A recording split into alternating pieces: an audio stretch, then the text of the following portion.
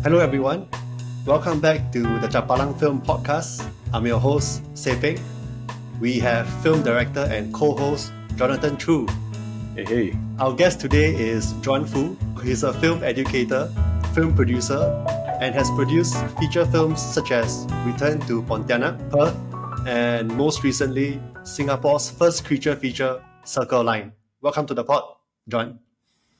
Hi. Welcome, Juan. Welcome. Thank you. Welcome, everybody. Hi. How's everything? Excited to answer any questions or chit-chat on Chapalang. Sweet. You and I, we met up recently at ATF, Asian TV Forum. Yes. I'm just curious, what's your observations having attended ATF recently? Okay. Any takeaways for you? I think the main takeaway for me is that there is a pronounced, I guess, resurgence or interest. So for those who don't know, Asian Television Forum is part of the Asian Media Festival in Singapore. That is kind of like a umbrella event that encompasses a lot of smaller events, one of which is the film festival and also the Asian Television Forum. Everything is about screen media. So I think why I say it's a bit of a resurgence is because there's a certain level of vibrancy that was missed. Specifically, actually, in the past maybe 3 years. The year before COVID was already waning, and then of course COVID happened. So this year's ATF seems to be quite vibrant. You know, there were still a lot of people mulling about networking. Country networking sessions were really crowded, I would say. So I think it's an interesting, positive kind of like a rebound effect, lah. You know, the way I see it and the way I felt about it, lah. Yeah. So cool, lah. Good stuff. How many years have you attended ATF, and how have you seen ATF change or the industry change over the past few years? I've attended ATF for a long time. I think ever since maybe its inauguration, maybe in the year 2000s or early 2000s. It has gone through a lot of iterations. I would say that I think ATF, or rather now they call it the Asian Media Festival, has gone through some iterations that makes it more grounded, lah. I think in terms of showcasing content, you know, and if possible, also cutting content deals, right? Initially, it started off as a kind of like a television market, you know, and a conference. But as the years grew on, they kind of like,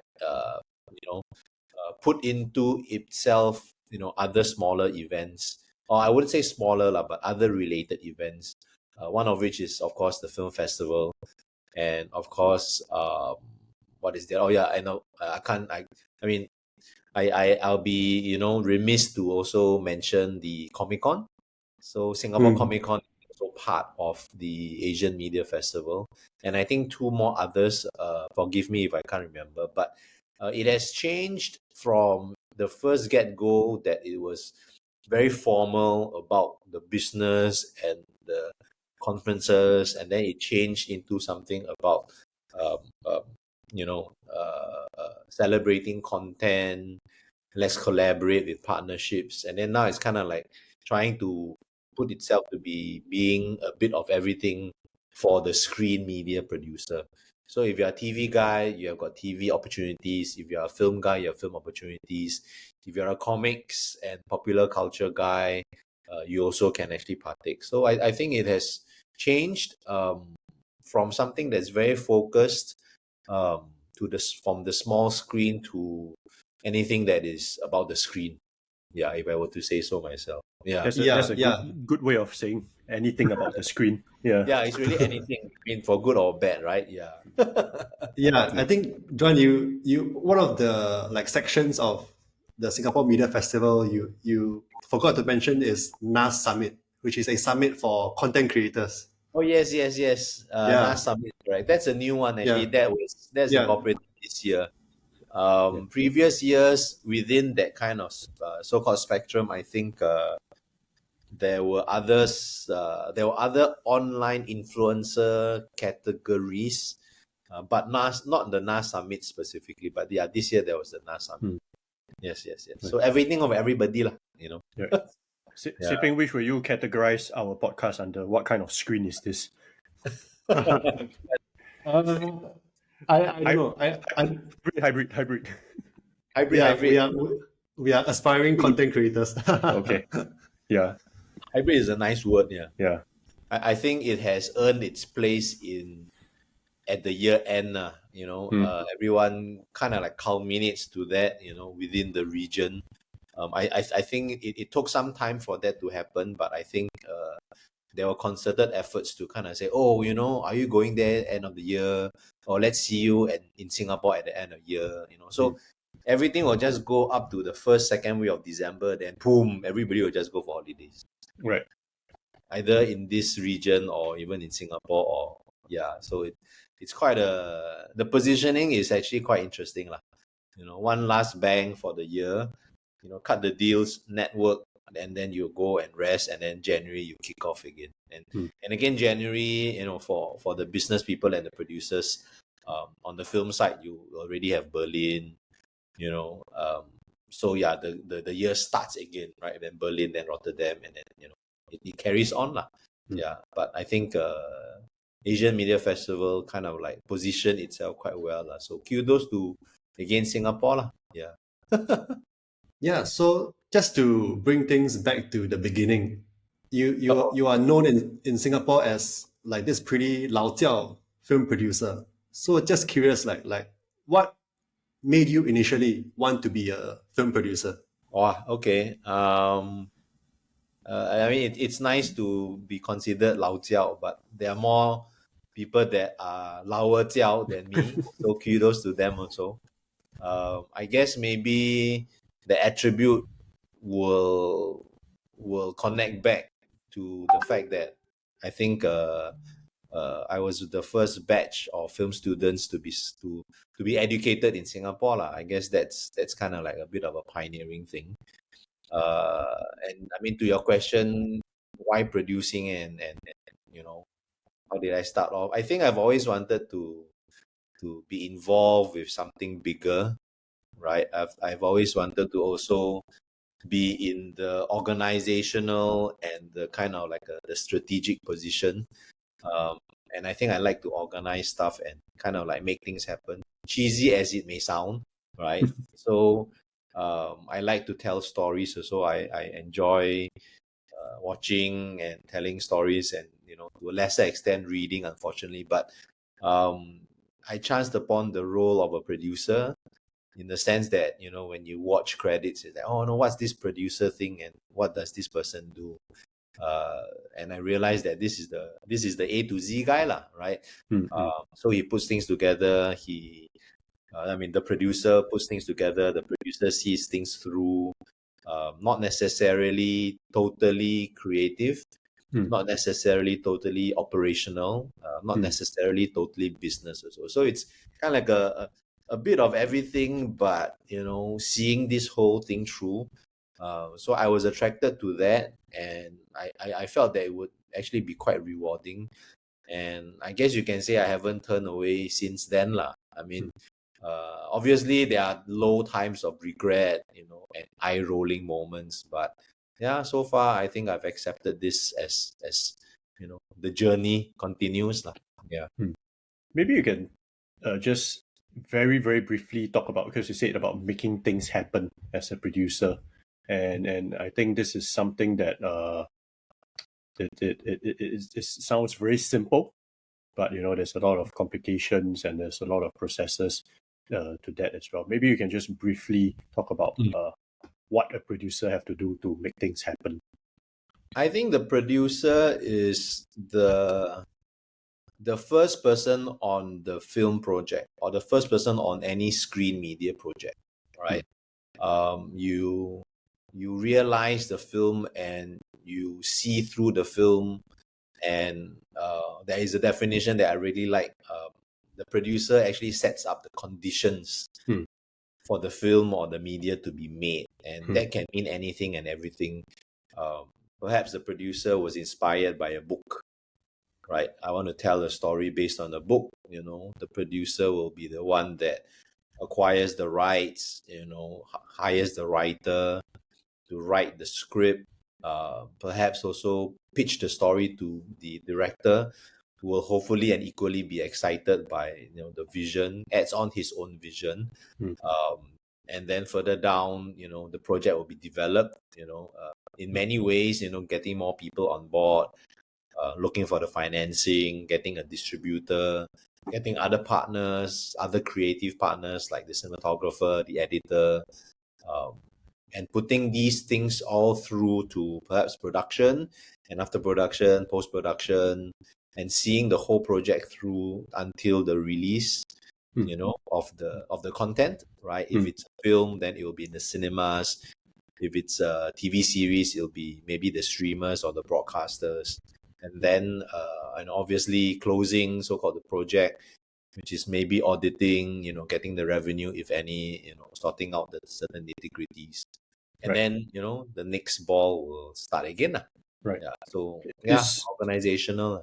Are these skills things that you acquired when you were a student in Nyan Poly Film Sound Video?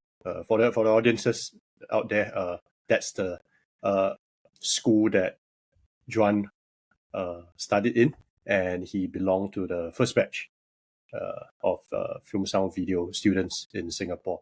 What was this producing? Kind of like the task list that you just mentioned, things that you acquired there, or these were things that you picked up from certain mentors or teachers in school? Yeah.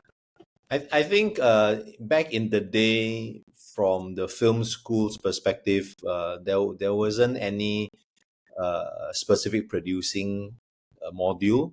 What we had were courses that were very much operational. So as far as producing was concerned, it was more about production management, breaking down resources, executing the shoot. I would say that I kind of I was drawn into the producing aspects while in film school, but I also wanted to know more about the business and the strategy. So when I had my internship, that was where my eyes opened in terms of more producing work at the strategy level. So I interned at a film finance company in Singapore, which was very rare in those days and even rarer now. So I read scripts. I also kind of dabbled in a bit of distribution, in looking at contracts. When I read the scripts, I actually gave comments, which is something like writing coverage. So that gave me an interest in the more producing aspects. So I was exposed to the legal side, the script analysis, and the project analysis side of things. And then further down, I wanted to know more, and it was a lot of, I guess, reading on my own, in a sense. But further down the line, maybe around 15, 20 years later, there was a school called Chapman University. So Chapman University had a specific course called creative producing. So I also went to attend that school. The interesting part was they were looking for industry endorsements for creative entrepreneurship and also creative producing. So I was part of the panel to actually endorse the course. And the funny thing was, eventually I also signed up. So Chapman University's creative producing program, which unfortunately has since ended, also opened up a lot of the Hollywood methods, right, of producing, looking at international co-productions, looking at distribution, looking at script analysis. So that also really anchored, and to me, it validated a lot of my beliefs about producing and about seeing a project through as a producer. Right. At a lot of local screenings, we always bump to each other, right? We are lovers of film, right? at Singapore International Film Festivals, retrospectives that the Asian Film Archive put up, we always bump into each other. Because you are a lover of film, you love cinema. I'm curious to know, this cinephilia, was it cultivated when you were in FSV, or like throughout, or was it like an external, self-cultivated thing?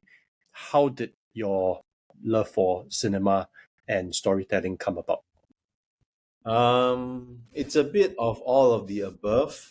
I think when I was very young, I was definitely exposed to, Chinese sword fighting films, right?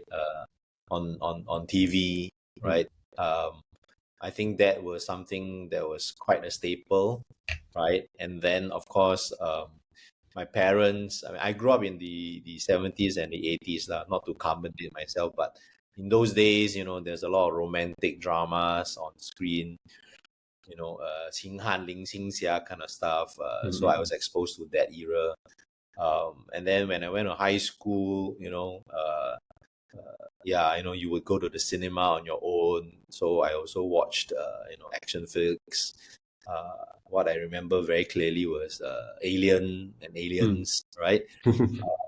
So, I mean, it has always been this, wow, people can tell such stories, right? But for me, interestingly enough, I always wanted to find out who are the guys behind these things, right? So I would really want to look at the opening credits, and I would really want to look at the end credits, because who are these guys that really, are part of this magic? So for me, the interesting part was that these are the guys that are actually so-called the filmmakers, And then I said, oh, okay, this is something that, quite cool. I might want to be, one of them. And I guess that kind of started it off. When I was in film school, it was more didactic is the wrong word, but it was more formal. I guess film studies training, right? So, you have to watch this, you have to watch this. So that was also quite fun because it forced you to be very open about having a broad-based kind of appreciation for films. So I think in film school was where I realized, there's not only just Star Wars, right? There's also such a thing as Bicycle Thief. Also such a Battleship Potemkin, Yeah. So that was also quite fun, right? And then I remember quite clearly that was also the kind of those years there was a lot of what do you call that respect given to Chinese cinema, the fifth generation. So Zhang Yimou, Chen Kaige, Tian Zhuangzhuang, etc. Right. So that was also when it's wow, this is how other people make their films. My exposure to world cinema was also from that era, I guess from school. So that kind of like bolstered a lot of that interest.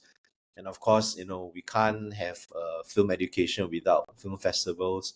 So I would say Singapore Film Festival also helped a lot, and also the World Cinema Film Festivals. And it just kind of like became part of, I guess, the pastime that I had, right? To go and watch a film or watch films with friends, to read about films and to understand films. Until now lah. So it's always been quite interesting to see films that inspire you then, and then you watch it again and you'll be like, hey, how come I like this? Okay, maybe you were young and you were more naive, or sometimes when you feel that you watch the film over and over again, it kind of grows on you, and as you grow older, you kind of know where is it coming from, stuff like that. So it's always been, as you put it, perhaps romantically, it's been kind of like a love affair with cinema in a sense lah. But I mean, the love affair became a career path also lah. So yeah, Sometimes the love affair is unrequited love. not even sometimes, always because it's so fun. Yeah. Yeah, John, I want to pick up on two things that you mentioned just now. The first one is you mentioned you interned in a film financing company, and then you Yes. said that film financing companies are rarer in Singapore now. Why is that so? I think Singapore has, do I say missed the chance? I guess maybe I can be a bit daring to say that. I mean, no offense to other people, to anybody, right? But I think Singapore had a chance to anchor a lot of capital for film financing. I feel that that has passed already, sadly. But maybe I'm wrong. But yes, in those days, there were film financing companies that were based in Singapore. One of which was, I mean, I had opportunity to work for.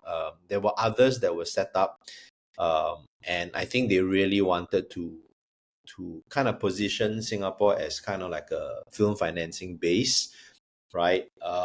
But there was a bit of a disjoint between what they wanted with what I guess the local industry or maybe the regional industry could provide.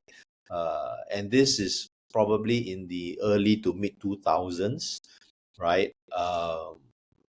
From what I know, money has run either dry or people have left. So sadly, I don't think we wanted to be a film finance center, right? But I think there was a bit of interest. But then I think, yeah, it's gone already. Maybe they've moved on to other things and other ventures. Um, from what I know, yes, everybody is still trying to get them back. But it's again a very tough call, because it's really related to, I guess, the film industry and the film market. Yeah. So there were opportunities then, but I think they have slowly been kind of like fizzled out lah, which is should I say sad? No, I shouldn't say sad lah, but I think maybe the world has changed. You don't need to be based in Singapore to actually fund things Mm. in Singapore or from Singapore. Yeah, that's something that I want to learn also. Yeah. I mean, correct me if I'm wrong, right?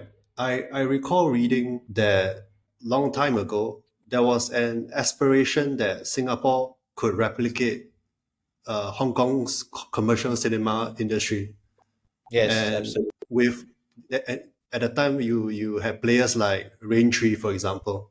Yeah. Is that connected to the decline in the film financing companies that you just talked about? Like, how are those two related? Good question. I can only speak from my own, I guess, market knowledge, which is, to be quite frank, not a lot. I'm very, very, still very new at this, and sometimes, facts are not validated. I think the challenge was that things were not robust enough for huge financing to stay, right? I think Raintree being backed by MediaCorp did have a fighting chance. There were other companies involved also, um, uh, Japanese companies, American companies. There were easily, I think, three or four, and there was always talk about, oh, let's set up a film fund. Oh yeah, I have a film fund in Singapore. Yeah, Singapore's government is very it's promoting itself as a financial center. Let's check it out. Let's do this and do that. But somehow, somewhere, I guess these things didn't really trickle down. And now that you mentioned it, I recall that perhaps the decline of the interest in film financing and films also kind of like was quite timely, when a lot of times it was very timely also, because I think the decline kind of like was around the same time where China was booming.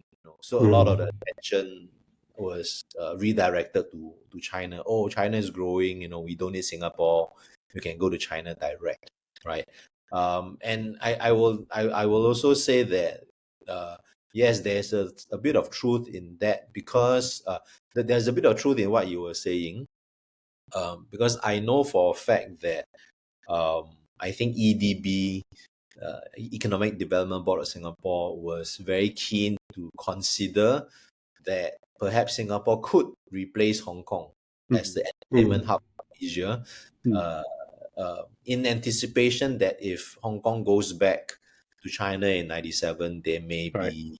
there may be power shifts. Yeah, Yeah. I mean, I think John, you also read about it and stuff like that. So those were very interesting times, because Yeah. you know the Singapore government was very interested to see whether they could position themselves and stuff like that. And I mean, these things are like the early to the mid 1990s. Very interesting times in terms of actually shaping the landscape for Singapore up till today lah. Yeah, so yeah, there's a bit of truth in that, and I think the winds of business will change and shift eventually, right? I think as Singaporeans and as people maybe grounded here, we just have to see how we can adapt and learn from it lah. Yeah. Yeah. And a second point I would love for you to elaborate more on is, earlier when Jonathan asked you to talk about what a producer does, like day to day, and the process that you described is a very producer-led kind of process towards making films. Whereas, as we know here, a lot of films in Singapore and even in Southeast Asia are very director, very author-led. Yeah. And at the same time, you also mentioned when you went to Chapman, you said it cemented some of your beliefs about producing. So I'm just curious, like, what are these beliefs that got cemented? And I'm sure it's somehow related to this producer-led kind of filmmaking that you just described. I guess for me, it cemented a lot of values that I had about producing and I guess storytelling. I mean, off the top of my head, I think one specific value is telling the story to an audience. I say this a lot. Every film must find an audience. So I think that sunk in, and that's a main value, right? I think also that another value I believe a lot in is because again, producing and not even producing. Let's zoom out. Filmmaking is such a big expensive venture. Financing of projects are also can be quite crazy, right? As proven by Hollywood and the business. So the other value that I treasure, I guess, is also certain levels of responsibility. So I think one is audience development, and one is also the level of responsibility that you see through a film project. Art or not, artistic film, genre film, commercial film, I think there is still that kind of values. And I think going to a film school and going to a producing school, validated those things when I was a struggling producer, because I would be always asking myself, wow, we work so hard, wow, we write the script, we hire the talents, we clock 12-hour days, who's going to watch? Are you sure people are going to watch? Is the actor going to act properly, and what is the director going to actually say? Will people even bother? Or if people don't bother, how do we make them bother? So these things are kind of like, when other people think of other things, I'll be thinking about these things, and I would attribute these things very much to the woes of a producer, because I mean, how am I going to get people to watch this? I'll say, wow, we have to really, really, see this thing through, because people have put the money in, right? Or like if you're really about this story, you must make sure that people really, really watch the film. Then you will do yourself justice. Yeah. So these are the values lah, and I think they have been validated lah. What would you say are the most valuable lessons you got from Chapman University? That the producer is still pretty much the A to Z person in any kind of film chain and film business lah.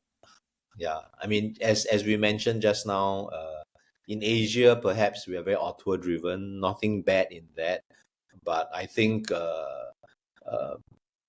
the producing education that I received formally validated that if you are doing A to Z, right, technically you are the producer. But a lot of people who do A to Z in Singapore and also in the region, they are actually doing more producing, but they want to identify as a director.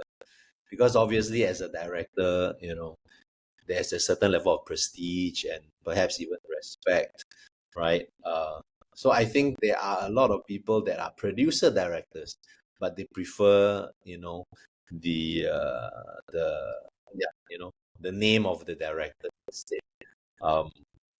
So for me, I think in the end, really it's about the fact that if you are a producer, you are the visionary, and you see it through, and you make things happen lah.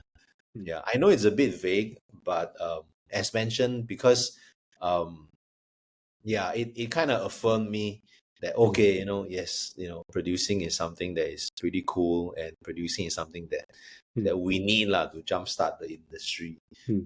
So kudos to the Chapman days, because it was a very formalized kind of training. It was very much the Hollywood method with a bit of tweaks here and there that we could contribute. But I think the exposure to that workflow, specifically, things like story analysis, right?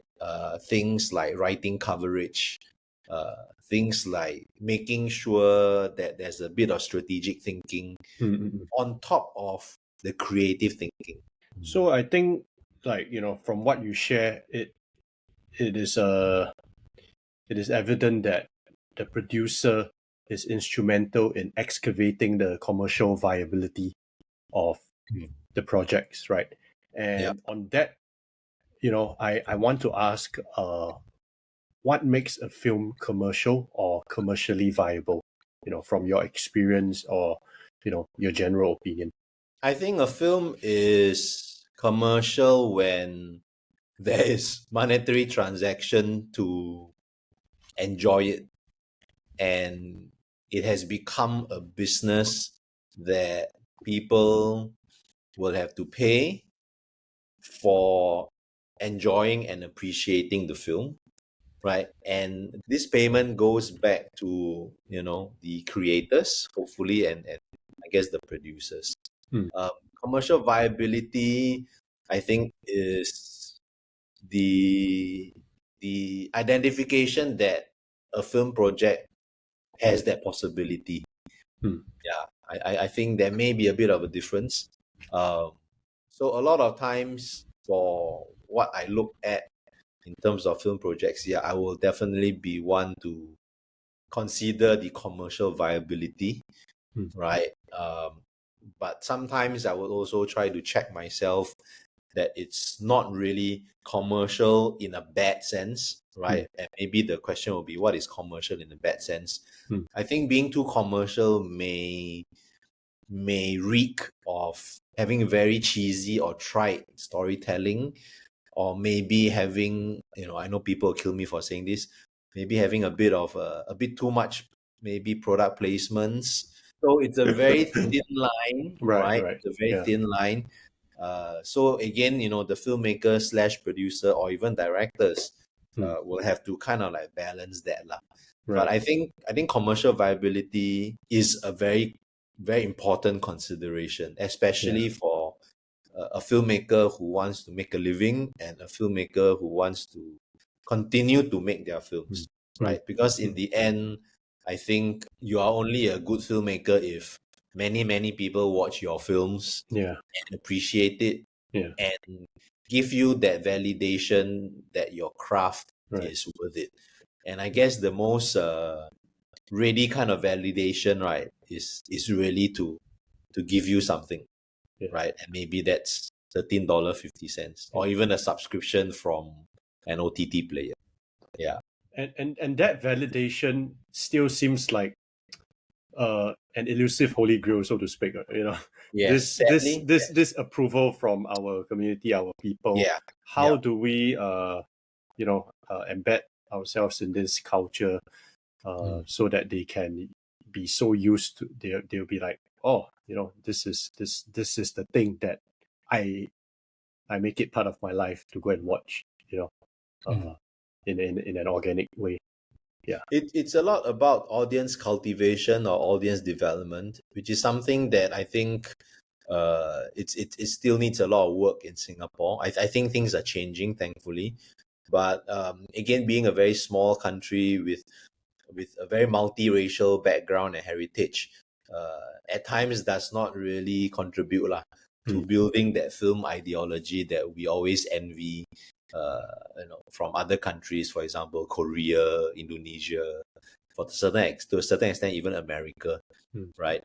So I think it still needs a lot of work, from that angle. What do you mean by ideologies?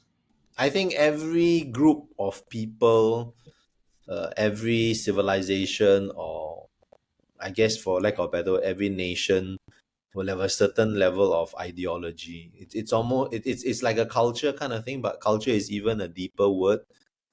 So I think what I'm trying to say is that the things that make us feel that we belong together, which is also culture, history, heritage, right? And the things that we are proud of, So I think for me, filmmaking has always been that representation of culture and ideology. I mean, obviously, other medias have also taken that lack of a better word again, responsibility of storytelling, sharing, and stuff like that. Yeah. So just to be a bit more like concrete and specific, right? Let's say I'm a director. I wrote a script. How should I think about whether the script I've written is commercially viable? I mean, obviously there are some very like simple factors, right? Like genre. Like if you have a horror script or like a comedy, obviously these two genres are more commercial than like a straight drama. But are there any other factors when it comes to assessing whether a project is commercially viable? I mean, obviously there are also like simple things like the cast, but are there any other factors? Wow, this is a complex question. I think you mean from a creative point of view or from a producer's point of view? Or both? I mean, both, right? Because at the end of the day, one side affects the other. I think commercial viability will show itself when people want to watch your film. And maybe further to that, when people want to pay to watch your film, then yeah, maybe it is commercial, right? But just to rewind back again, I think as a storyteller, you would want your story, whatever it is, to reach an audience. Right? I think that's for me, it's a fundamental definition, right, of making art. So I think in that vein, if you are a creator and you have written something and you're asking yourself, who's going to watch this? Or, okay, I'm very sure these people are my target audience, right? Or in fact, if you don't know who your target audience is, but you want to write something, I think that's fine. But that's where maybe if you wear the producer's hat, or if you find a producer, the producer will be the one that says, okay, I like what you wrote, but what do you mean? What do you want to say? And who do you want to say it to? Who do you expect to receive this message, so to speak, right? And then from there, the producer will be saying, okay, if you want A to reach B, this is how we get to B, right? Then the discussion will start, right? So some directors and some writers, if they are savvy enough, I think they can kind of like understand where it goes. But I mean, obviously, there are others who will just want to express themselves, which is great because sometimes great art is really, really instinctive, right? So it's again about how projects or artwork like that get steered, into getting the audience to watch it and having that commercial viability, lah. Yeah, and I think a huge factor affecting commercial viability is the budget of the film. Yes. I mean, of course, profitability equals to box office minus your marketing minus your budget. That's your profit, right? So, can you share how do you determine how much budget a film gets, And then related to that is, how do you then find financing for that budget? Wow, that's a seminar in itself.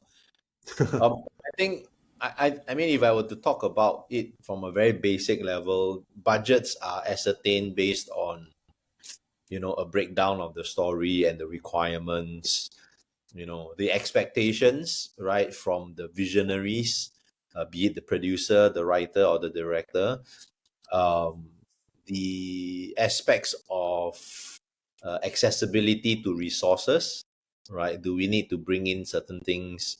The combination of, I guess you can say, being a bit more technical, the combination of the technical people that you want to hire, the creative technical people you want to hire, everything will culminate to what are the resources that you can actually bring on board, right? So that will be for, I guess, in a very general term, how budgets are formed. It's basically how much do you need to make your Right. vision, right? Right. Then, But can I add something sure, before sure. we go into financing? I think what you just described is like the microeconomics of the film budget. But there is also the macroeconomics of the film budget, which is, let's say you make a horror film of a certain subgenre. Mm. A lot of times the budget is determined by comps, right? Like comparison with other films of a similar genre. Okay, okay. Correct. Okay, Yeah, I and think that the macro factor of such budget starts first, right? Before you even talk about the micro budget, which is what you just described, the microeconomics of the film budget, okay. which is the cost of the crew, the cost of whatever the film stock or etc. Yeah. Mm. I understand what you're talking about. I think if you're talking about the approach, yes, there will be comparisons. So people will say, oh, okay, for example, a horror movie that was made in Hollywood would be what, 5 million or maybe even 15 million, right? What can you do with 15 million is actually on screen, right? So from a very basic point of view, oh, as a producer, if I want to make a movie, for example, like horror movie A, and I do my research, horror movie A costs 15 million. So perhaps I need to raise 15 million to do something around that standard, right? Yeah, I guess that does actually happen. But sometimes comparisons are not necessarily one for one matching, because production costs differ from region to country to even the people that you hire, right? And that's where the micro, I guess, comes in, right? So people will say things like, oh, to make a decent film based on Hollywood measurements, it will be 15 million and above, right? But then once you get that idea to Asia, 15 million is very expensive, right? Once you Yeah. take into Southeast Asia, people will say 15 million, I can probably make 15 films, So that's where the comparisons will change, and that's where I guess we will have to look at the microeconomics of it, lah, which is the breakdown, the resources, and everything. Yes, I think it's a Yeah. good predetermined exercise, but sometimes comparisons will have to be tweaked, lah, accordingly. Yeah. Yeah. So moving on to film financing, how are commercial films in Singapore financed? Commercial films are pretty much financed by investors and sponsors, and to a lesser extent, I guess, service equity, right? So typically, an investor in a film will be uh, just like an investor in a project. They put in the money to get a certain level of return and association, right? And everything is pretty much a business dealing, right? And as an investor, yes, the expectation is that they will get their money back. Then, of course, you have your sponsors, um, which will put in money into a film in exchange for certain levels of kickbacks or perks, perhaps some product placement, perhaps some mention, perhaps some association, perhaps certain distribution plans that allow the sponsor to have a bit of branding, right? So on and so forth. So sponsors also put in money for films, but they don't get a return, right? Then I guess the third kind of category will be people who put in services in kind in exchange for a share of the film, right? It could be equipment houses, it could be talent agencies, um, it could be even producers or even actors themselves who imply that, I can take a pay cut in exchange for maybe a certain percentage of the film's returns, right? So that sometimes does happen. But predominantly, I think in Singapore, it's really films are really financed by investors, which can be private investors or studios, right? And then they will actually look for sponsors, right, which will kind of like help them buffer the film's budget, right? And of course, I how can I forget? Obviously, the Singapore government also puts in Mm. money as grants for film funding. So yeah, so I guess there are four kinds of funding, right? Maybe you can get in Singapore. The fourth one being government grants, which is very buoyant and very much needed, I have to say. Yeah. And Mm. since we are on this topic of financing and we know you produce Circle Line, to the extent that you can you share how Circle Line was financed? Circle Line is Singapore's first monster creature movie. It's kind of also Singapore's first crisis film because it's about a monster in a subway. Very ambitious film. Um, I would say again, Circle Line was financed by a production company, a production studio, Singapore government from a grant, and the Malaysian government as a grant also. So the Singapore Film Commission supported the project. So did so did FINAS. FINAS is the Malaysian Film Commission, a counterpart with SFC, right? Both provided grants, and the Taipan Films, which is the production company, who produced the film, also invested in it, and of course, MM2 Entertainment, which was the studio, also put in their share. So here I would say, thank you very much to both Chisim and Melvin, both from Chisim is from Taipan Films, Melvin is obviously from MM2. They took a huge, I guess you can say, gamble to make this film. It's a very ambitious film, and I think it is really much appreciated that you need people like that to really push the envelope and to see things through, lah, right? Because any movie is not a small feat. Circle Line is a bit of a big ambitious project, lah. Yeah. How did Finas come into the picture? Finas came into the picture because we shot the movie in Malaysia. Right. And we actually used the Iskandar Malaysia Studios, which is basically the Malaysian soundstage, right? Right across the border, actually, in Johor Bahru. We used that as our soundstage to shoot. Not to reveal too much. Please go and watch Circle Line. To shoot, the sewers, the cave, the tunnels, and all of these were created and built in Malaysia. So for every project that you do in Malaysia that you can spend money in Malaysia, the Malaysian Film Commission, FINAS, will actually give you some grants back. So I think for us, it was very much kind of like if I were to go down into details, it was kind of like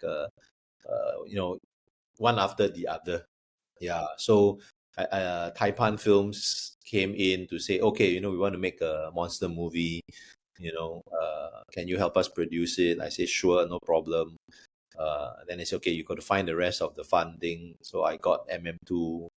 Then both MM2 and Taipan Films applied for the Film Commission grant, right, in Singapore, right? And then when we got the Film Commission grant in Singapore, we said, okay, let's see, where else can we actually pull things together, right? And we also decided that we shoot in Malaysia. So we said, okay, since we're going to Malaysia, let's apply for FIMI Plus. So FIMI Plus is the name of the grant, yeah, that we applied for Malaysia. So yeah, basically it's again bringing people together to make a project happen. Yeah, that's kind of like film financing lah, in a very very nutshell-y kind of application. Yeah. John, you seem to have a penchant for producing genre films. Like Return to Pontianak is a horror film. Perth, you could say, is some kind of a crime thriller. Yeah. And The Circle Line, of course, is a creature feature, a monster film or crisis film, as you put it. So I'm curious, like what is genre for you? And in Singapore, we also have quite a few genre filmmakers. People like Sam Low, Gavin, who made Diamond Dogs. So first of all, like what are your thoughts on genre filmmaking? Genre filmmaking at the get-go is really about giving the audience a kind of guide of expectations to the film you want to make, right? And genre films also give the filmmaker a certain kind of framework to, I wouldn't say follow, but to, yeah, okay, maybe I should say follow. A framework to follow, so that certain expectations are met from the audience, right? And again, that is not to say that it's a cop-out or that it's boring, because genre films, as you all of you know, can be very very exciting, right? I think for me, genre films have that fallback of this expectation, this framework, and it really helps because it helps shapes careers, it helps shapes a certain storytelling direction, and it helps in audience development, right? I think for me, yeah, you're right to say that the movies I've made are quite genre driven, but specifically they are genre films that I felt were straightforward in a sense, because there were certain things that you can follow, and there were certain expectations that you can meet, which implies the market and the audience is receptive. Yeah. Am I making sense? I think I am. Yeah. I'm curious, right? Because you said the genre films you have made are quite straightforward, right? At least Circle Line. But I think a lot of the great genre films that do well, both critically and commercially, come from subversion of expectation. Because the audience go into the film with a certain set of expectation, when the film subverts that, it makes the film not only more enjoyable, but in a way, because it's more enjoyable, it generates more box office. For example, Park Chan-wook's films, The Handmaiden, or even Old Boy, and a few of Bong Joon-ho's films. They are so fun to watch because that these two filmmakers, Park Chan-wook and Bong Joon-ho, are gonna play with you as an audience. And that's what make their films like really fun to watch, and which is why part of the reason why they generate a lot of box office. I'm curious, when you were conceptualizing Circle Line, did you guys ever consider like how can Circle Line subvert any kind of audience expectations within this like creature feature monster movie kind of framework? It's a tough one because I think the evolution of Circle Line was quite tumultuous, right? Mm. And I would say that while we followed the genre of the monster movie very closely, in fact, I think we took the audience for granted. Can I say that? I guess Mm. Mm. right. We took the audience for granted. So yes, How so? while we did wait while we did Sorry. consider no, no while we did consider to subvert, um, we didn't want to take that risk, right? So to answer John's question, how so?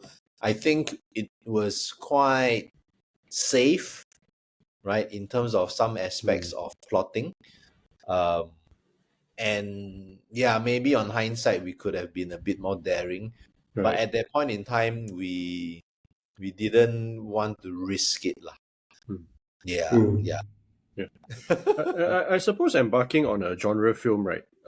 And it's always there's always a good chance you can come up with something that is, like what Being said, subversive, but also a fresh take to the genre.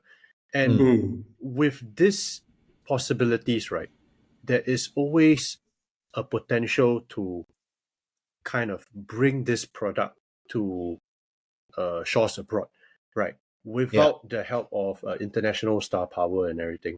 yeah. If you look Mm. at recent examples like the Australian horror film Talk to Me, right? Those are Mm. Australian actors. They might be known domestically, but nobody in the States know. But they are. It's, of course, there's backing of A24, right?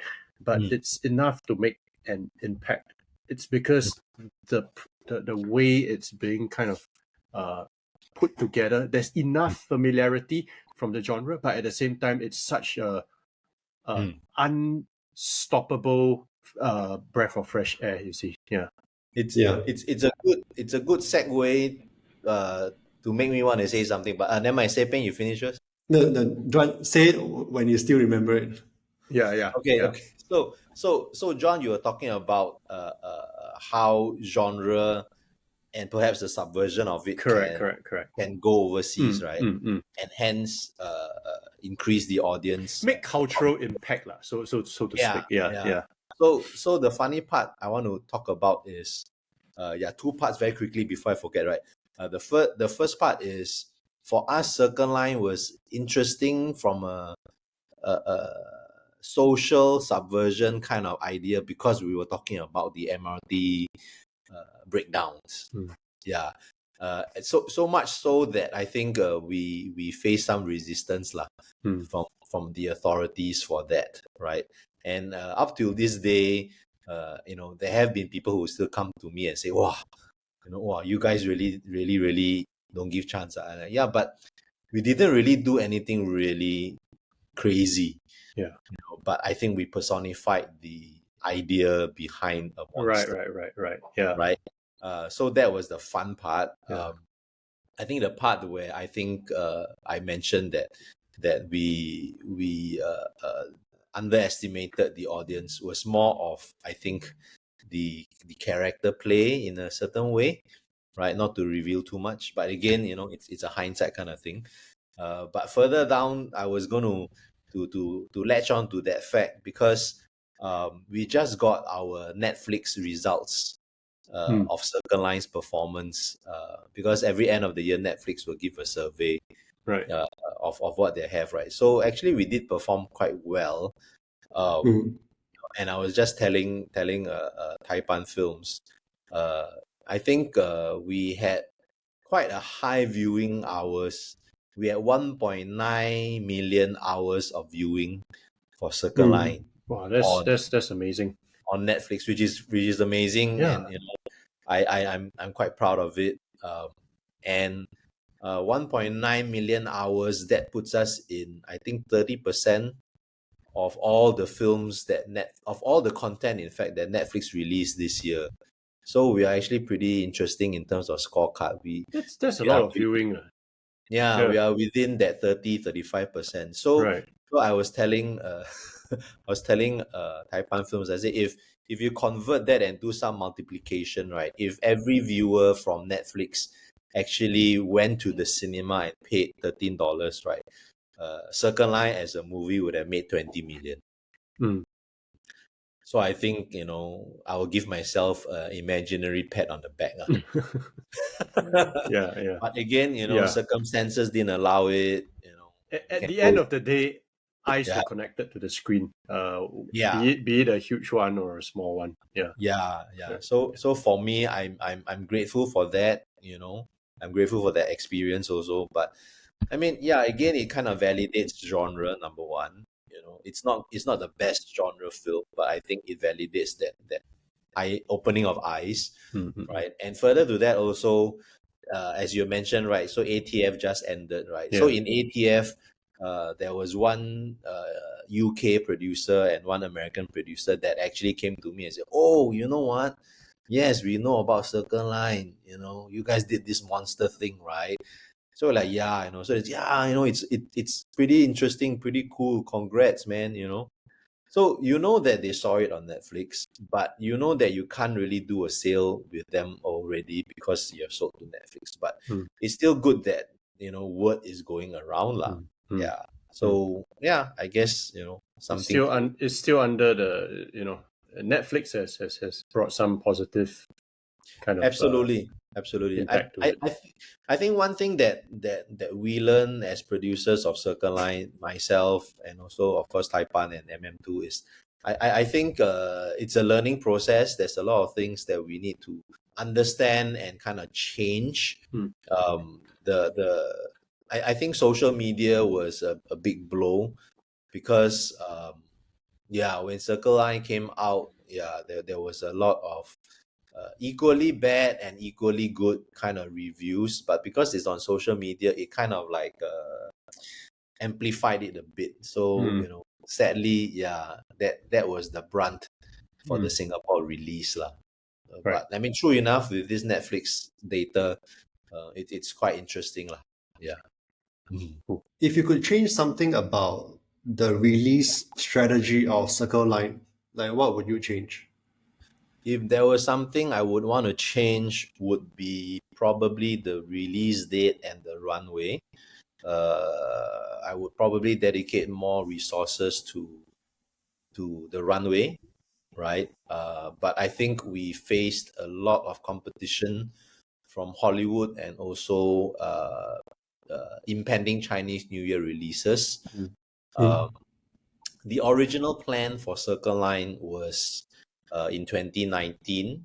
We launched it in the teaser was launched in Comic Con 2019 for a release in 2020, right? And for those of you who know, the release was planned for Mother's Day, right? There is a story element in that, so we felt that was a good kind of like a runway. But obviously that didn't happen because 2020, the bigger monster called COVID came and basically destroyed everything. So we had to kind of like shift around and take our chances for that, lah. But I guess everything on hindsight, we have to move on, lah. I suppose later we'll come back to Circle Line again.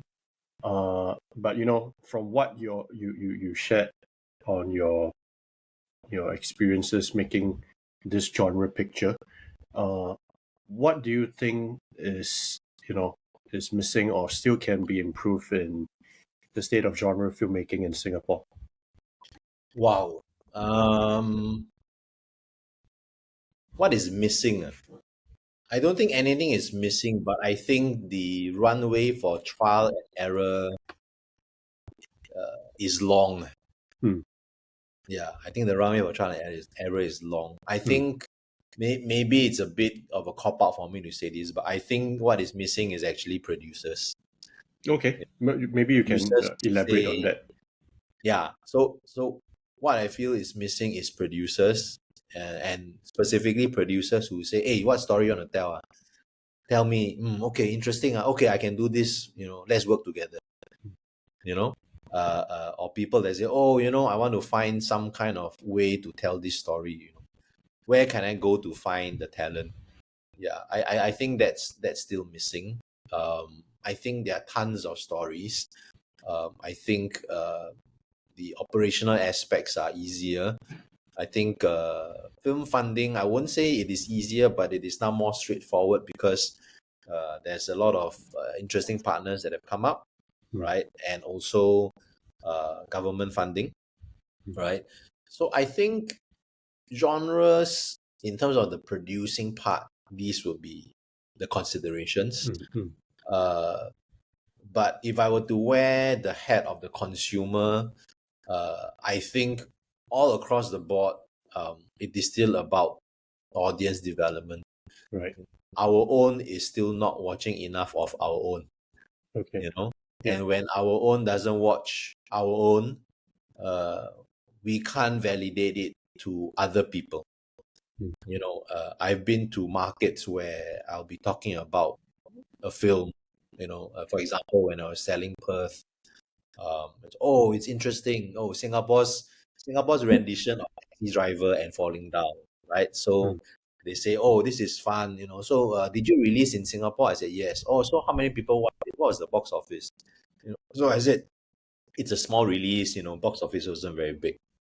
Immediately based on that, the buyer will have their own preconception, right? So we didn't do the sale. Excuse me. So imagine if I had gone to the market to say, oh, you know, my movie made 5 million in the local box office. It was the top local film in Singapore, right? Immediately as a foreign buyer, oh, okay, that's basically butts on seats, right? This is a potential commercial and also a consumer-driven content, and then they will acquire. So we don't have that oral tradition of marketing as yet because we are still not watching our own films. Yeah.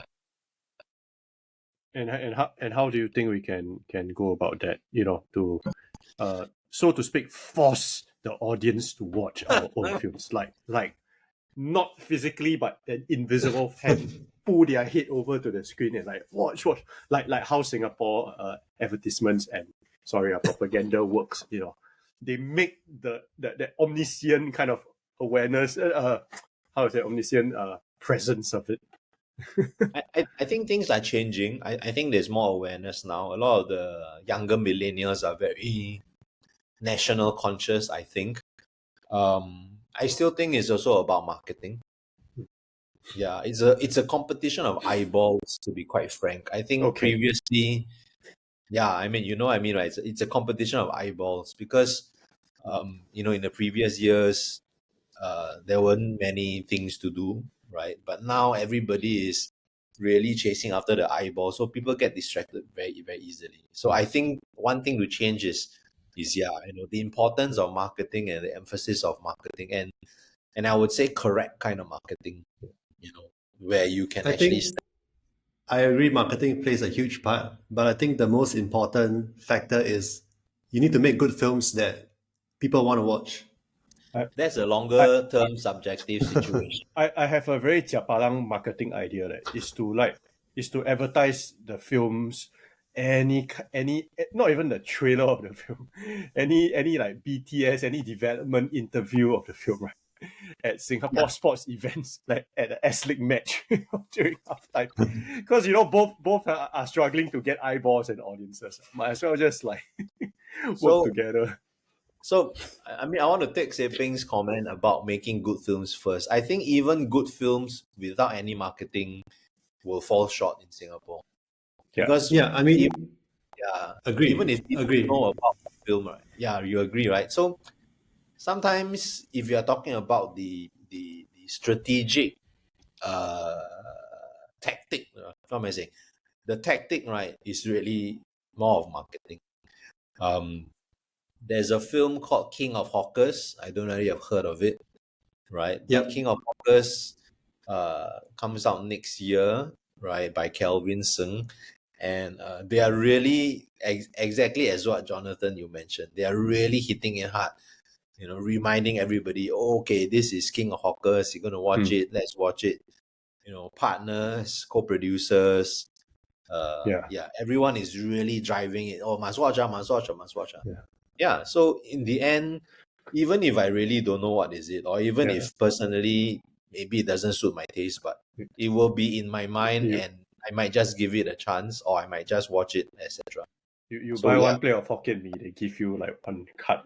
Yeah, exactly. Then it's Oh, like I'm not surprised that you come back and eat 10 times, right? You get a free ticket to watch the film. Yeah, why not, right? Yeah. So, anything to put bums on seats in that sense, which Yeah. translates to, revenue, which translates to possibilities of success and also credibility. Understand. So continuing from what we discussed about what is missing, right? What do you think the next generation of filmmakers in Singapore can offer and add into this missing piece of the puzzle then, in genre filmmaking? New perspectives on old things. Okay. For example, like I don't know any example offhand, but I think the new generation of Singaporeans are much more sensitive.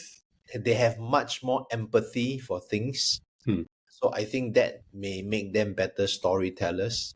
okay, To see something that's traditional or something that is very common and give it a new spin, or Right. as you put it, subvert it. Yep. Right. Already in my mind, I'm thinking of one up and coming filmmaker. Right. So I think there's an interesting take on perspective that I'm hoping the new generation will contribute.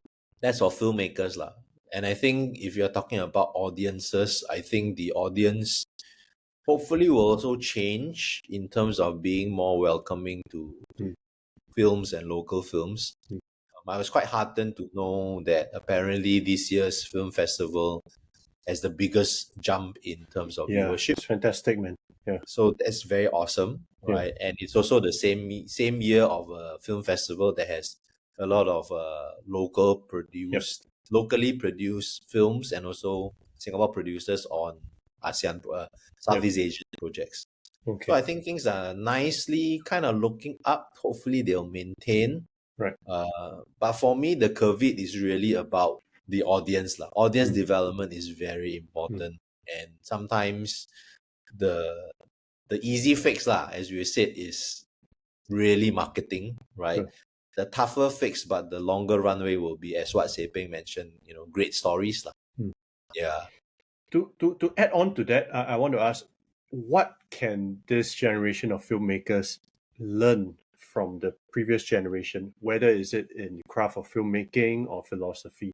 What do you think they can take over to bridge this transition? If there's any. Yeah. Off the top of my head, I think stamina. Okay, cool. Yeah, to learn stamina. I mean, a lot of us from the OGs, we are still in this line. I mean, yes, there are some that are not, no harm in that, but I think a lot of us are still around and trying to make things happen. So I think stamina is an important aspect. In terms of philosophy, I think openness, but actually having said that, the younger generation is more empathetic, right? I think the younger generation is more open than the older generation. Yeah, I can't think of anything else except stamina. Okay, cool. Yeah. Actually, John, I want to ask, so for a filmmaker who's aspiring to make commercial films, like typically commercial films like horror or even like higher budgeted films like, a monster film, a racing film, they require a substantial amount of budget. And I think the challenge is really, how do you raise financing in an environment where there are the amount of financiers are so limited?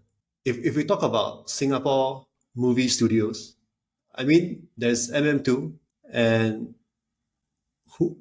there aren't exactly, there aren't exactly any other players that consistently finance films. Once in a while, you might get a random financier, but in terms of the mainstay film financiers and film production companies, it's MM2, right? So, if you don't get funding from MM2, where else can you go?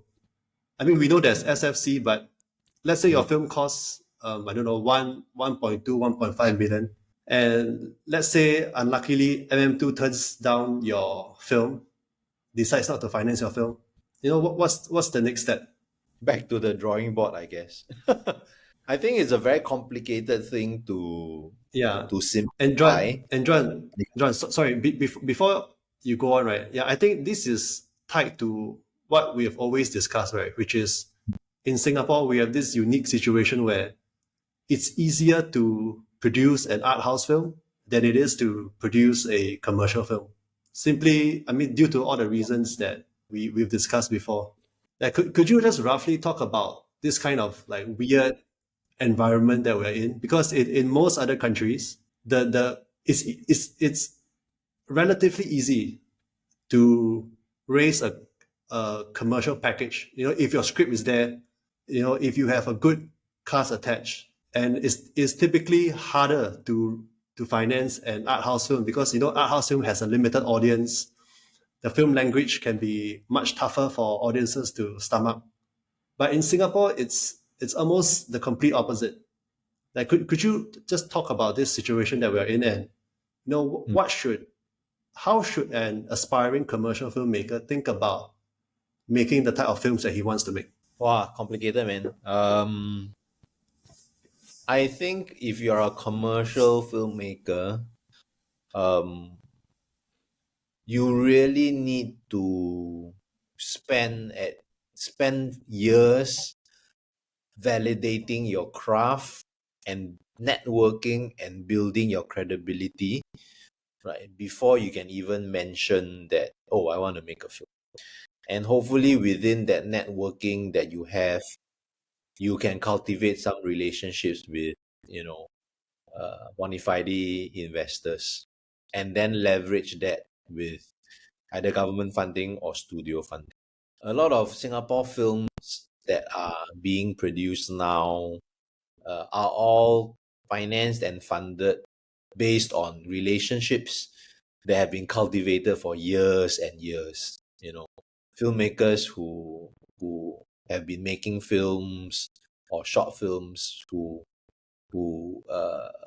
have networked with high net worth individuals, sponsors or investors for years and years, and then suddenly they pitch their idea or given the time and place. Studios are rare in Singapore, and I think studios are not necessarily doing very well themselves because of COVID. And basically the cinema business is really, really tough, as everybody will probably say.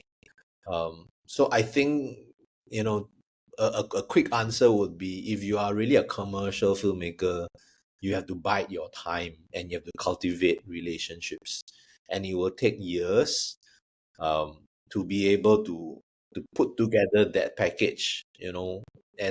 As Chinese we say the 天时地利人和 moment, right? You almost have to start now to really find that 天时地利人和 moment, right? And work towards that. I mean, I don't know whether that answers your question directly, but I think, yeah, commercial filmmaking is that challenging. But if you are a so-called auteur filmmaker or art house filmmaker, yes, it is equally difficult, but the road might be clearer because of recent years there have been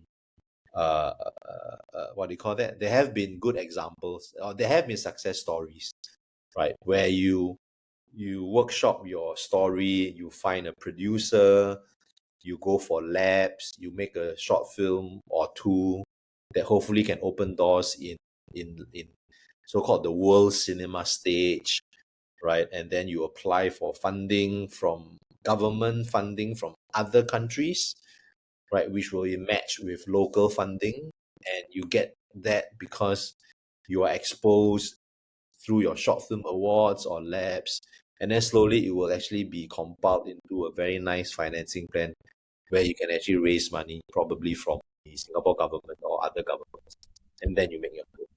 So that journey has been more pronounced. That journey has been more articulated in the recent years as compared to a commercial filmmaker, right? So I think maybe as filmmakers, you have to just think about it lah. Which one would you want to go for?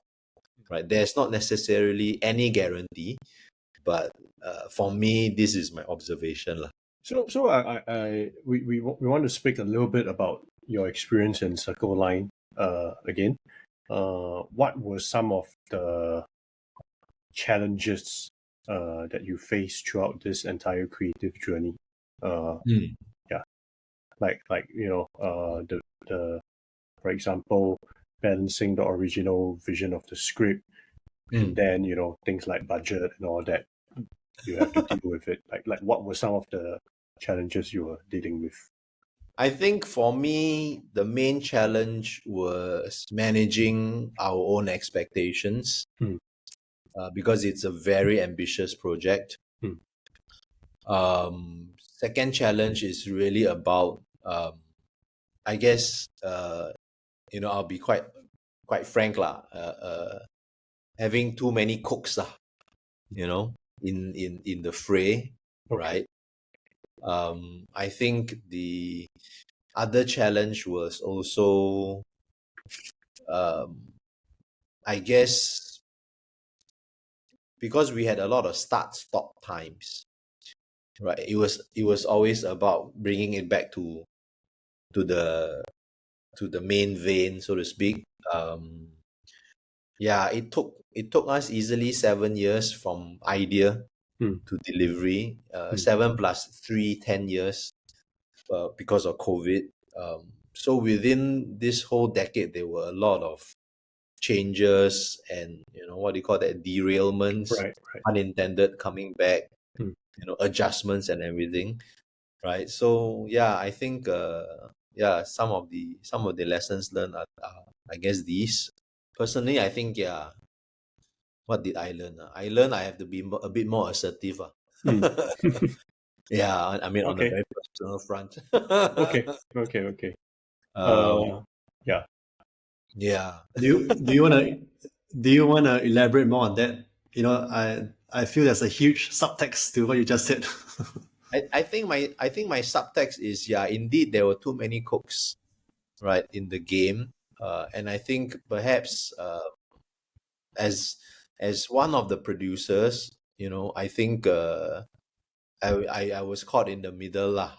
And in a lot of ways, I think I managed it, but to the demise of my own health, right? Some of you will know, but so that's what I learned lah. Yeah, you can't be a nice guy to everybody. Moving on from this, are you developing any film ideas right now, or and what's the link between this project to the next? Are you taking any of this learning experience to the next project? Anything? I was telling people it's a bit of a clean slate now, so I'm a bit tabula rasa now. But I'm definitely looking at other stories. There are maybe 1 or 2 in particular that I really like. Okay. But I feel that after Circle Line, I will want to take my time on them. Okay. Right. Yeah, because again, having gone through what I went through, etc. And I also kind of want to concentrate on education. Sure. So a big part of me is very keen to continue teaching and continue learning and studying. Right. Right. But I think from the Circle Line side, there is a sequel in discussion. Okay. I think very cool. My executive producer is quite keen to do something, but I think he will also take his time. Is it continuing the same character, same mythology, or is it like a spin-off kind of thing, a prequel? I don't know. I honestly prefer a spin-off because I think after looking at Monarch and what they did with the Monster Universe, I think that's actually quite interesting. And it's a very studio. It's again a very producer thing on me to think like that lah. But I think from a producer studio perspective, sometimes spin-offs are safer but related and connected. Right. But that's just me. I think the bigger picture is it will be probably one of the characters lah. Yeah, sure. But I'm not too sure yet. I think that one is still up for discussion. So I guess I'm still producing, but I'm taking my time to find something that is interesting.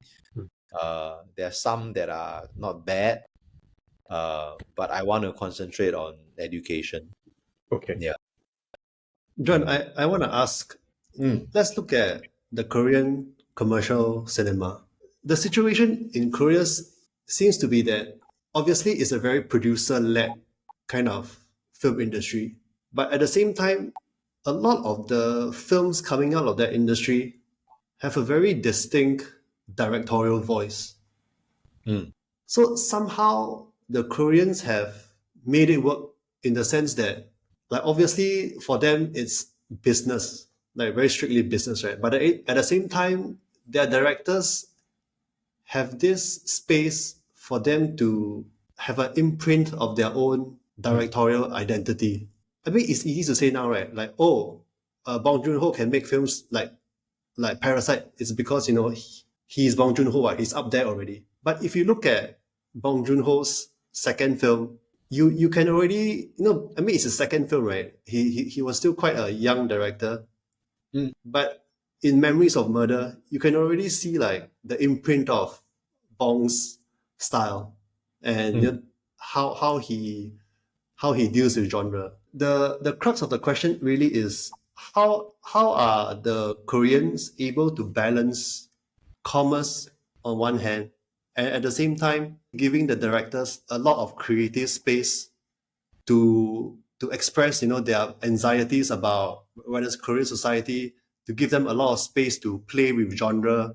It seems like that there is this kind of trust between studio and directors. I mean, this is just a feeling I'm getting, right? So I'm just curious to hear from you, like, why do you think the Koreans are able to make these kind of films and make it work both commercially and critically and artistically? And what can we as Singaporean producers and filmmakers, how can we transplant that into our context? Wow, tough questions, man. This sounds like a IMDA Singapore Film Commission question. I don't Yeah, think I it's mean, very hard for us to replicate completely. I think okay, I mean, as again, I'm not an expert and I'm not even a Korean producer, but my own ruminations would be what I'm yeah, saying. just I think speculate lah. Yeah, I think Korea's successful model heavily relies also on their domestic market, right? And their domestic market is actually consolidated by homogeneous culture, a homogeneous language, right? So what I'm trying to say is that they can naturally support themselves, right, in that kind of ecosystem, right? And the success stories that we see are really, really good because they can actually get out of Korea and have that international recognition, right? So the people that we know of are, I feel, ultra successful in Korea already because they are recognized, and because of that recognition, it is almost a given that they have an assured track record, which could be TV work, which could be a number of short films, or it could be years and years in the Korean industry without us actually even recognizing them, right? But because of that so-called experience, right, and that kind of like a portfolio, right, producers look for them. So when producers from studios look for you, it means you're already quite recognized in your craft and you're quite also auteur in that sense. So maybe the producers also say, what is your vision? Let us realize your vision instead of the other way around.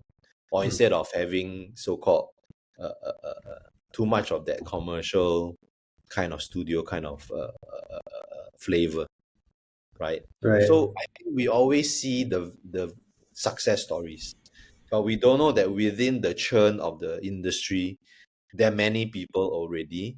You know, I would say they're suffering. They're making a living, right? And they are doing well. They just haven't popped, right? Okay, one example I can give you is I can't remember his name already, right? But he was the creator of Squid Game. Mm-hmm. Okay, so the creator of Squid Game was kind of like a practicing Korean film director, right? Mm-hmm. And he was, I think, he is a studio favorite also because he made a very successful kind of like a rom-com, right? Which is, if you guys check it, it's called Miss Granny. Mm. Okay, so Miss Yeah. Granny is kind of like a time travel drama. And I mean, I've seen it before. It's touching, it's moving, but it's not Parasite, you know. Yeah. But it's very successful, and it was a box office baby. It created 7 remakes through Asia, right? So yeah, I mean, if as a director you have proven that you can do, a lot of this commercial stuff, right? And suddenly you want to pitch something that is subversive and kind of like out of the ordinary, like Squid Game. Yeah, I think the studios will give you that kind of face, to realize it, lah. Yeah, I mean, and again, whatever I'm sharing with you is my own deductions, right? Because I basically use this example in my producing classes. So I think first and foremost is really the domestic market keeps them in practice, and when they are in practice, they can hone their skills to the extent that they are very validated as auteurs with a creative vision. And because they have that creative vision, then producers will go and look for them. But I can Mm. also say, I will want to quickly add also that perhaps the difference is also that there are more producers in the industry than directors. So what happens when you have more producers? When you have more producers, the producers will seek out the best of the best for the market, for the vision, for the audience, for whatever, and woo the directors, right? And when you get wooed as a director, you have a say, right? And then you respect the producer for that because why? The producer is the organizer, you are the creator, so to speak. And then, basically fireworks happen. But in an industry where you have more directors, you know, that doesn't really happen because everybody is still struggling to survive. So maybe that's also a validation that we need more producers. Because producers are job creators.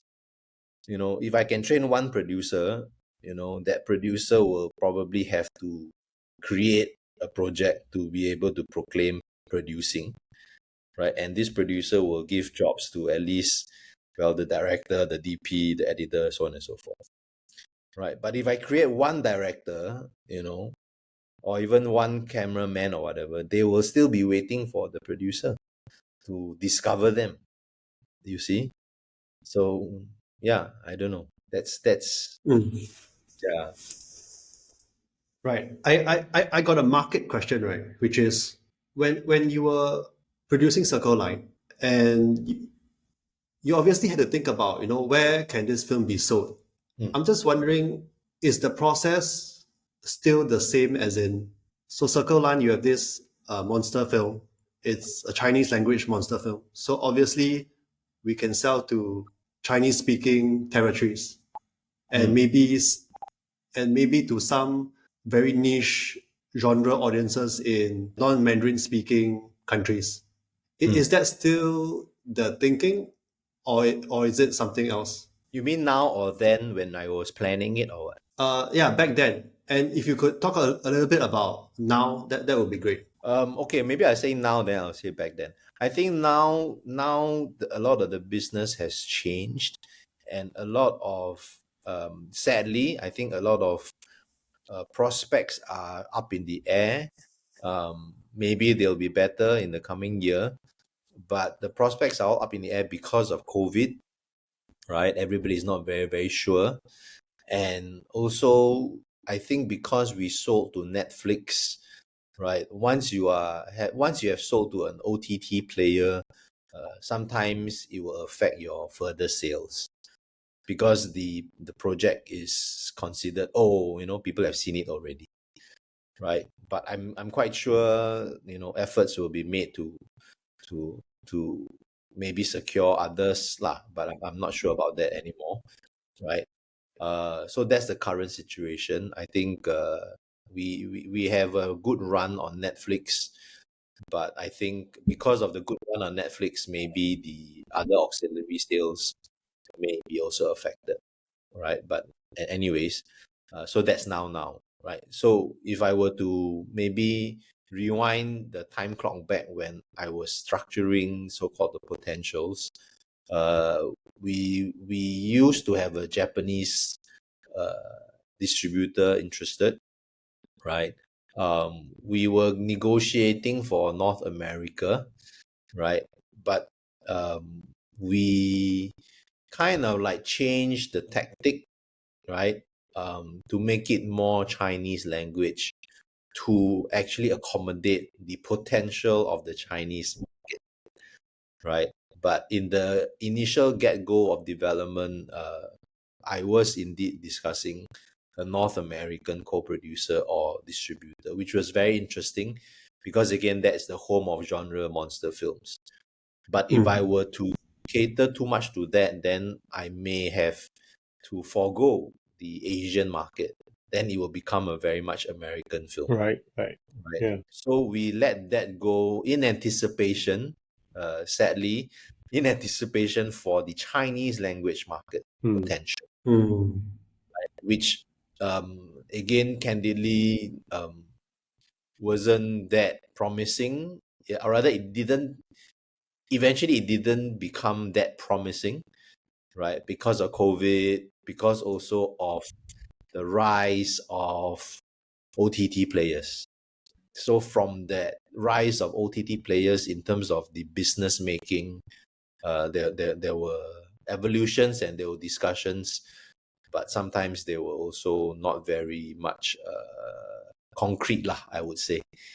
Yeah, so I would say the planning and packaging of Circle Line, we did give it a lot of commercial viability considerations. And that was the exciting part because we could see that. But unfortunately, I think execution and COVID and, as I mentioned, perhaps too many cooks. So that kind of like veered away from our hopes and dreams lah. Yeah, I'm being very candid here lah. Yeah, a follow-up question there. What would a more North American skewed circle line look like? Hey, I'm going to take the train back. The last train's coming.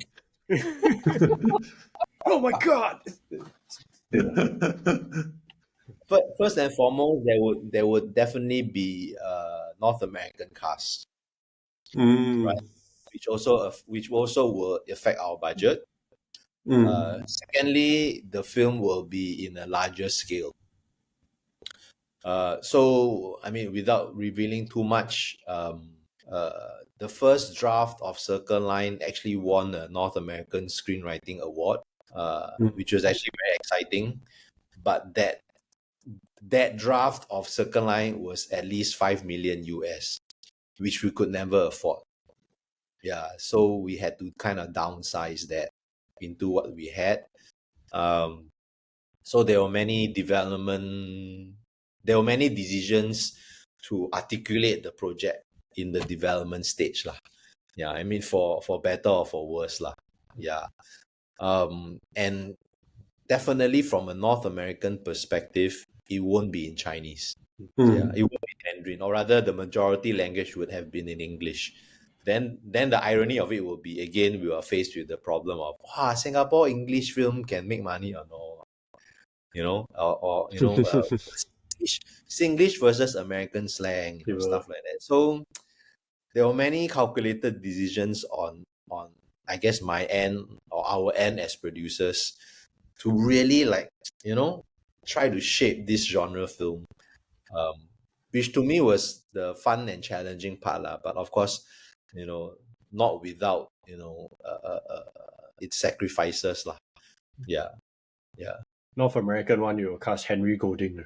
That time he was not famous yet. Right. Yeah. Okay. Yeah. That was even before Crazy Rich, to be quite Michelle Yeoh frank. Michelle Yeoh. Michelle was too expensive, Yeah, if I remember. But we were kind of like looking at the people who were doing TV, but maybe could actually do Daniel get Day Kim, break. the Korean guy from Lost. I had access to Daniel Day because I know the agent, but I don't think that was not the role. We were looking for Jason Scott Lee. somebody younger. Maybe Steve Yoon. Wow, that now you cannot really. Cannot really lah, That one is hot property. Yeah, because he would have been the guy that saved the mother, if you have seen Circle Line. Yeah. So you see, producing has a lot of. It's almost like playing mahjong kind of thing. You permute it, and everything. So, yeah, anything goes at that point in time, and you have to just bear that decision. Yeah. But that would have been interesting. Yeah. And our final question, right? What advice would you give to an upcoming film producer who is looking to produce his, either his first or second commercial feature? Wow. 哎，不要再呀！ I think main thing is to hone taste. I think taste is so important. Because sometimes taste making breaks the relationship, right? Wait, can you elaborate? I mean, Okay, what do you mean by taste, and what is taste making? Okay, so again, maybe taste making is the wrong word, but as in, I think a lot of filmmaking is about taste, storytelling taste, what you feel is good storytelling, what is not, and it's very personalized.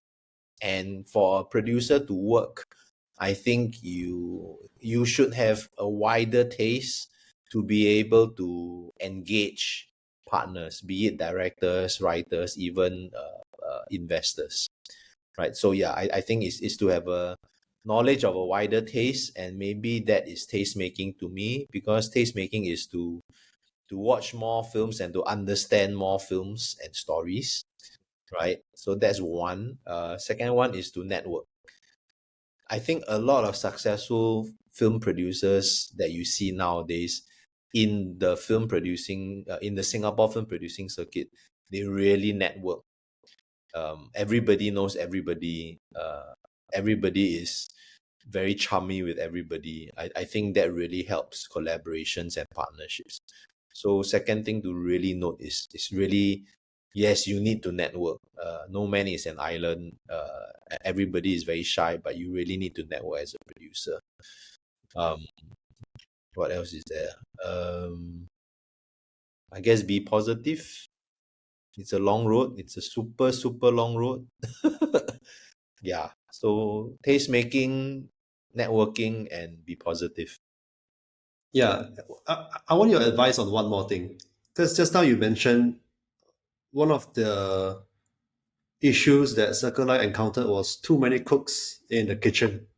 But when you talk about commercial filmmaking, oftentimes there's going to be a handful of investors, and it's inevitable that there's going to be quite a few cooks. What would you advise when it comes to dealing with like multiple stakeholders? Probably the tenacity to be focused and the patience to pull people to your side. I think that's something that is I need to learn lah, or rather, I think that's something that is important lah. Yeah, you need to spend the kind of time to really cultivate and really build, that common vision. Maybe you have a common end goal, but maybe you don't have a common vision. So that takes patience also, that takes networking also, that takes time. Yeah. All right, John, you want to take us into the quickfire round? Oh Okay. no, this is the round that's very scary. No lah, this is the round where you can just make a choice and then just speak about it very, very, very, very briefly. All right, our first quickfire question: film school or self-learning? Okay, I will say film school because Okay. I'm from film school. Hmm. I think self-learning is can also lah, but I think film school gives you the place to focus and to be really vulnerable, Hmm. to learn, Hmm. and to cultivate networks. Okay. Sometimes, out in the real world, you don't have that luxury. Okay. Yeah. All right, second one: feature film or TV series? For me, I think it's still feature film, but I need to learn how to do TV series. I mean, I've Okay. done it before, but yeah, got to. Yeah, because nowadays that's going to be the rice bowl, sadly. Okay. Cool. Third one: Singapore actor showdown, Lim Kay Tong or Cheng Shu Cheng? I respect both. I've grown up with Chen Shu-chen actually, right? Watching Channel 8 stuff. K Tong I've worked with. So maybe that affinity is there. So I would say K Tong. Okay. Cool. So, John, if you had to pick the films of one director to watch for the rest of your life, Wow! which This is a new director? one. Yes, this is a new one. Which director would you pick?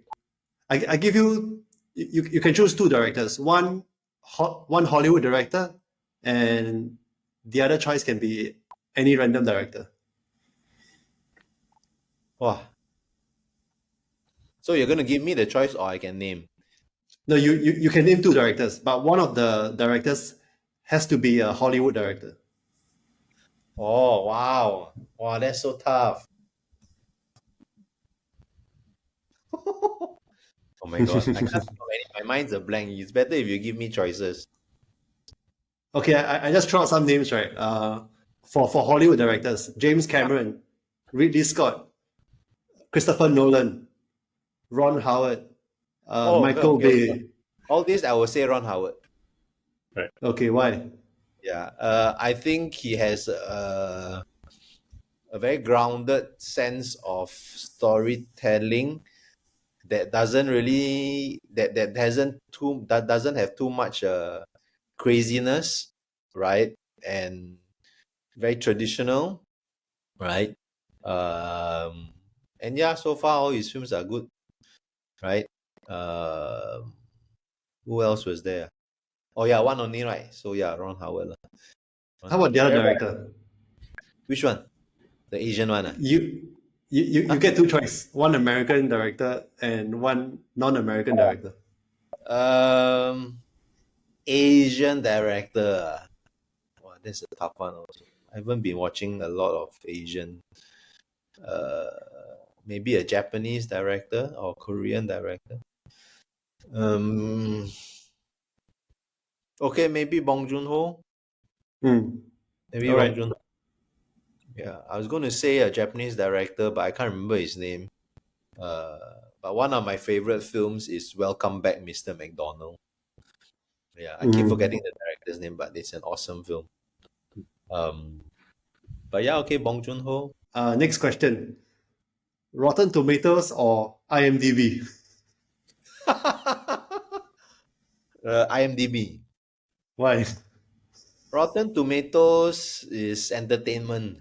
IMDb has a bit more level of credibility, I think lah. Or so I'm taught to think. Now it's What? letterboxed. Is it? Yeah. How is what again? Letterboxed. This Oh yeah, new- letterbox. yeah. Okay, fair enough. Yeah. I thought Rotten Tomatoes is more populist, right? It reflects the opinion of your regular Joe more accurately than IMDb. That's IMDb true. always seem to be more critics led. The ratings. Oh, okay. It also Okay. seemed like a database more like that. Yeah. Yeah. Hence, I say credibility, ma. Yeah. Rotten Tomatoes, yeah, although it's quite pedestrian, but maybe I don't know. Sometimes it goes all over the place, so you really don't know what's the frame. It's a good name, though. It's a very good, Yes, it's a good catchy name. website name. That's why it Well really done, stays so well well. done. Yeah, Yeah. very, very true. All right, next one. Jack Neo or Eric Koo? Wow, that one. Probably Jack, because I think he has definitely proven that he's the commercial guy, right? I don't necessarily agree with certain mise en scène approaches and skill sets, but I would have to give him due respect for having the pulse of the nation Yeah. as entertainment lah. And he made it his way, lah. And he He made made it it his his way. way. Yeah. For Okay. Eric, yeah, definitely props for opening up the international market for the rest of the other filmmakers. Yeah. Can you elaborate? What about Jack's mise en scène? Do you not agree with it? I think Jack is first and foremost an entertainer, Yeah. right? Then film director, but because of his successes and because of his I guess you can say long portfolio, he may feel that he's an auteur lah, right? But I think his mise en scène has always been very television Mhm. and very stage, Yeah. right? And again, really, no offense or whatever, but that kind of like reduces the power of cinema lah. Right, right. I mean, John, I think you agree with me. I would suppose if you put it in mise en scène term, right, in one frame, right, he's only looking at a couple of things rather than every Yeah. single detail. Yeah. Yeah. You just need these few things, Yeah. few boxes to be checked and Yes. get good to go. Yeah. Yeah. There's nothing wrong with that anymore, I think. Yeah. But it's just it's just not maximizing cinema in a way. Yeah. But I mean, the other argument is that he doesn't need to, man. Yeah. You know, The story still gets told. the story still gets told. Yeah, Yep. exactly. You got to give it to him, lah. Yeah. I would like to defend him that, because I've always heard kind of like statements that, it's kind of like YouTube video, his films. Ouch. I think there's a huge distinction if you really look into it. There is a very, very, very general statement. Yeah, it's definitely not YouTube video. Yeah. I think it is a TV aesthetic, which is fine because we grew up on that. There And is still a lineage of comedy. Yes, that and is he there. honed his Yeah. skills on that. Yeah. Yeah, there's a TV aesthetic, Correct. but just doesn't that just it's just not Palm Door lah, if you know what I mean. Yeah. You see Hui brothers in it. You see Wang Sa Yefeng in it. Yes. All this thing kind of Correct. mixed together with his Kao Xiao Xing Exactly. Tong collaborations with Moses Lim and everything. Exactly. Yes, I forget the Hui brothers. They are spot on. Yep. Classic, Okay, man. cool. We didn't meant this to be an inadvertent tribute to one of our preeminent comedy filmmakers, but here we are. Yeah, and with that, we've come to the end of this episode. John, before we wrap up, are there any parting words that you have for our listeners? It's a long game, I guess that's what I can say. It's a long game. If you feel it, do it. If you don't feel it, it's also okay, because every film matters. For lack of a better word. I don't know whether that's eventful, but I think it's a long game, and I'm actually very happy that there is a level of continuation. But yes, it is a long game. What do you mean by that? Continuation.